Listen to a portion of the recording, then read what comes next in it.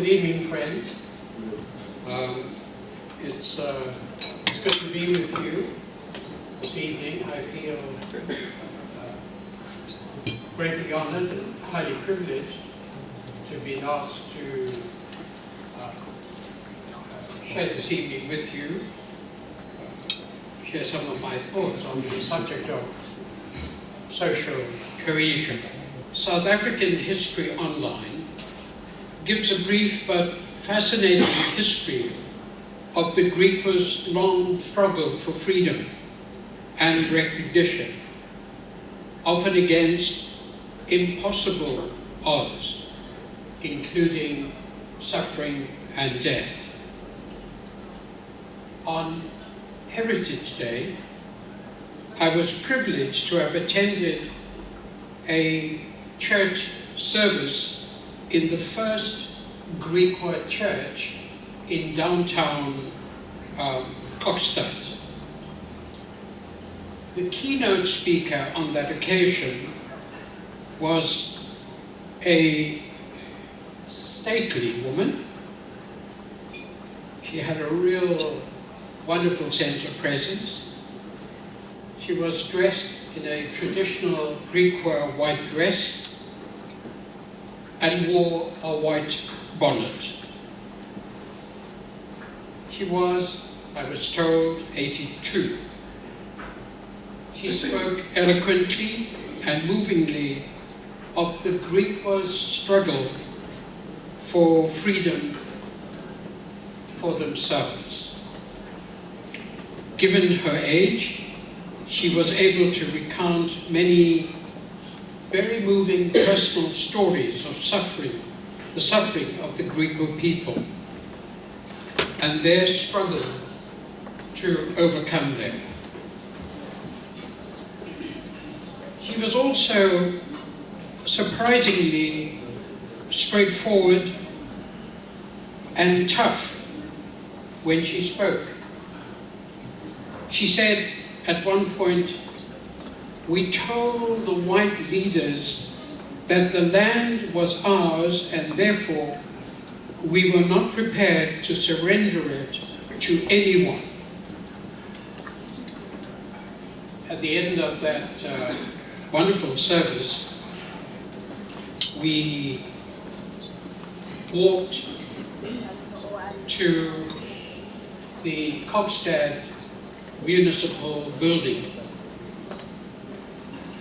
We were accompanied by some wonderful hymn singing. I see Principal Telesi is here, and I know as an Anglican he loves to sing the ancient hymns of the church. I did not say that he is ancient, I talked about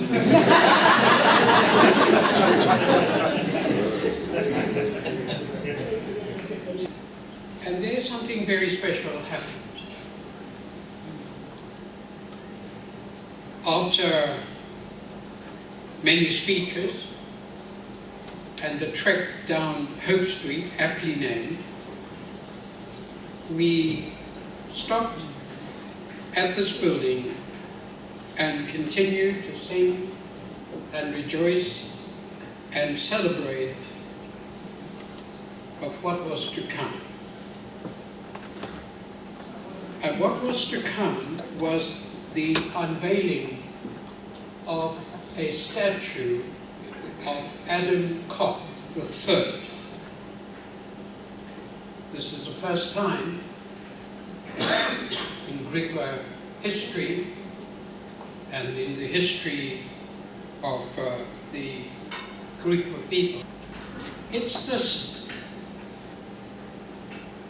unveiling of the statue of Adam Kok III, which really grabbed my attention and my interest. I was quite fixated by the whole thing. And I was so deeply moved by the response of the people. It just seemed as if they were going over the top. But it came from deep within their hearts, this genuine excitement. And the streets were packed. as they stood outside the building for about 2 hours waiting for the Deputy President, simply because it was about the recognition and affirmation of the Griqua and Khoi and San people of East Griqua land, and in particular Kokstad. It was infectious. It was deep. It was real.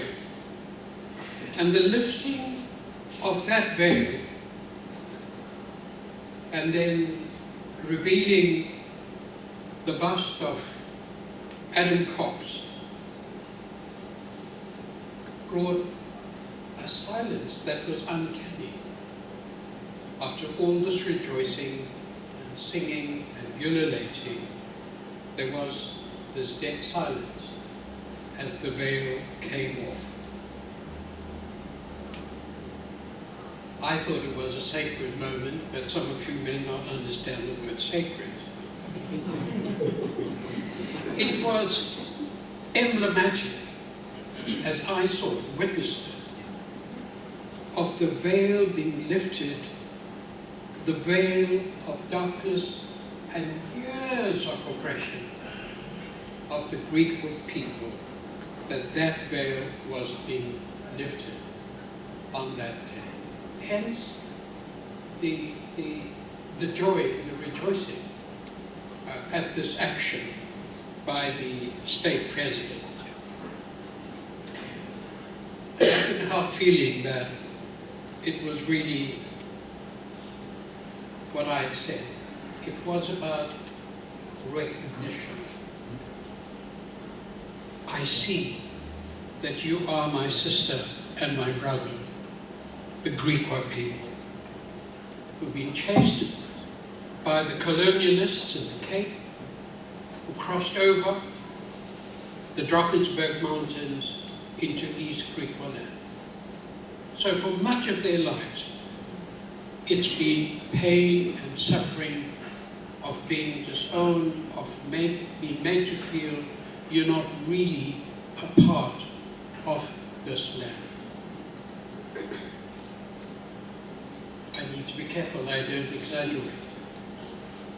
What I say is what I felt on Sunday outside those municipal buildings.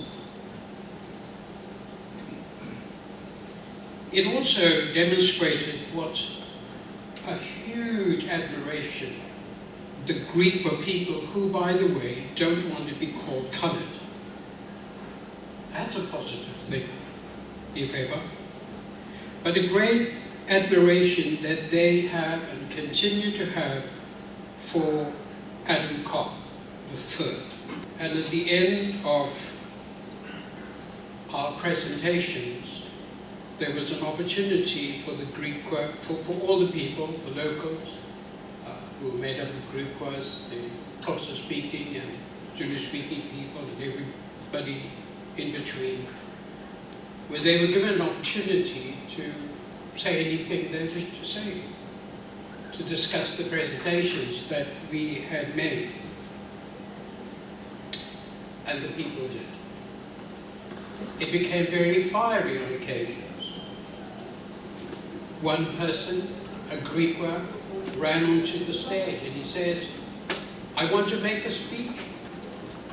And the poor MC couldn't stop it, and rightly so.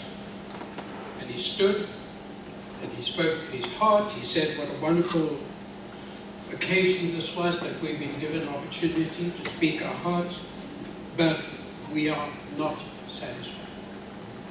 There is so much more that we need to receive. We don't want to feel that people are doing us a favor. We belong to this country, and there are lots certainly remain unresolved. But the issue of land, of race, of citizenship, and of economics came up again and again and again. I think we forget that apartheid was not simply about race. wish it were. But it was also about class. It was also about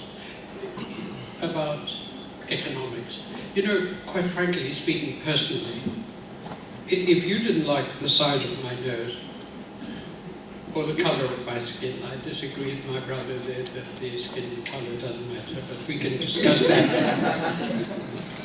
over coffee in his office someday. It doesn't bother me. I won't lose any sleep if you don't like me.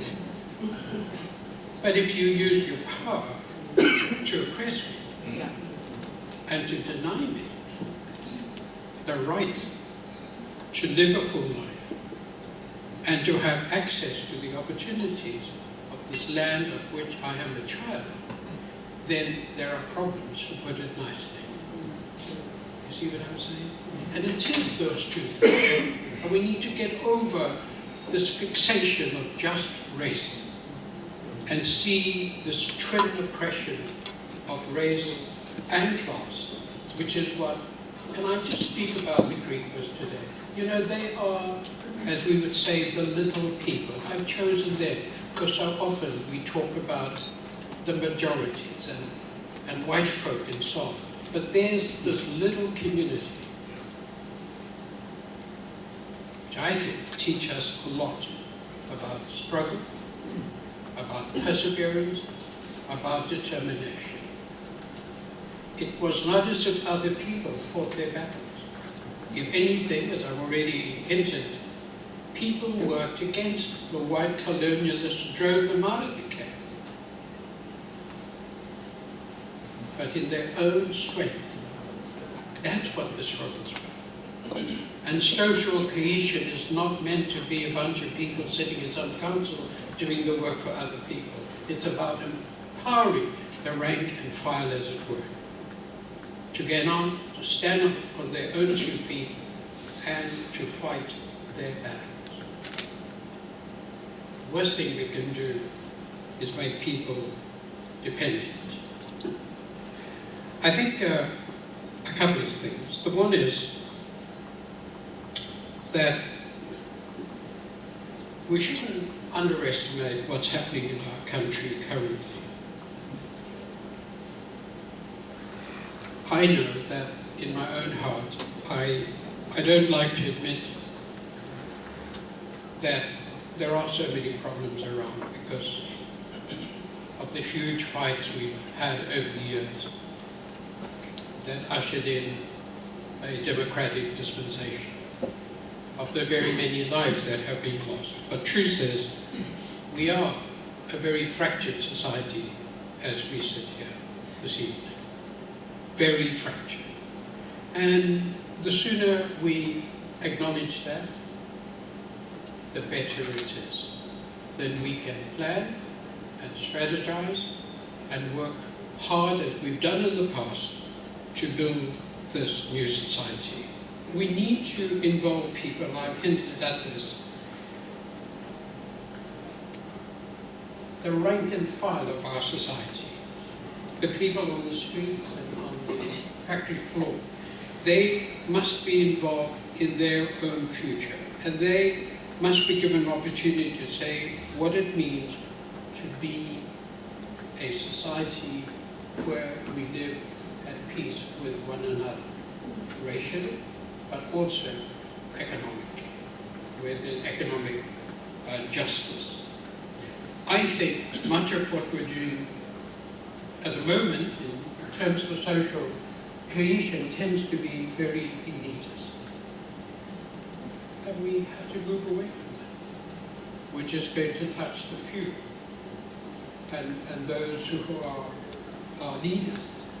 But again, that's not where the fight is. It's on the streets of our townships that blood is being let, where people are being stabbed, where there are huge reservoirs of depression and brokenness. And we need to take that fight down to the people and involve them in no little way in building a socially cohesive society. Carefully analyze your context. Don't shoot from the hip. Don't put out statements and evolve actions just because it seems the right thing to do. We're lazy, if I may say that here, and you won't deny me your supper, that we are lazy. We don't do the analysis. We don't sit and say what is going on and pick up the rug and say what's under the rug. What are the real fundamental causes of the brokenness that we experience, of the increased poverty that we observe on a daily basis? In an icy cold place in winter, called Coxton, have things to teach us. We have so much to learn. When all the cards have been stacked against them in their struggle to be a liberated people, in their struggle to want recognition and a place in the sun. And then I end by saying,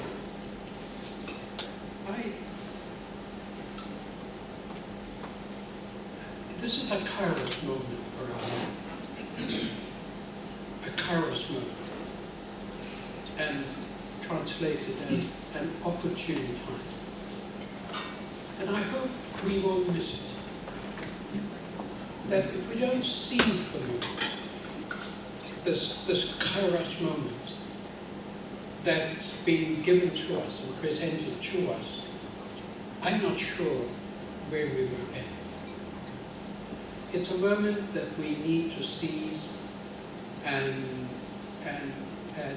in a sense, start afresh. To begin to take our struggle to the second or third stage, which is to build a cohesive society. And you know what? We can do it. Because we've done it, for goodness sake. The people in this room I know who made huge sacrifices in what they've done, in their contributions that have brought us to a free South Africa. We need to pump that energy. We need to make a deliberate resolve to do that. And don't worry about taking the whole country with you. If you do it where you are and a few people involve themselves in this enterprise to build this society that includes good race relationships and also getting right, feeding the poor, which is the economic thing, then I think we've made great strides. And the place we need for our children would be the kind of place the Greekers are trying to do at the moment. They love their culture, they love their name, they love Adam Koch III. They're a proud nation. We're proud South Africans, and we can do it. Thank you.